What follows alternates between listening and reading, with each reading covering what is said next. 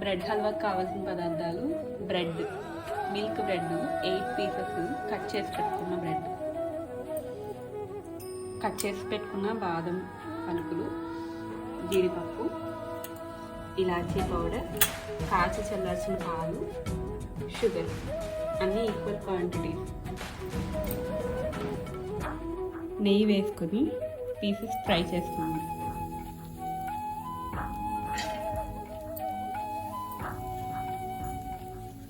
Golden brown వచ్చే వరకు fry చేసుకుందాం. ఇవి గోల్డెన్ బ్రౌన్ అయిపోయాయి కదా, ఒక్కొక్కటి తీసేసుకున్నాము.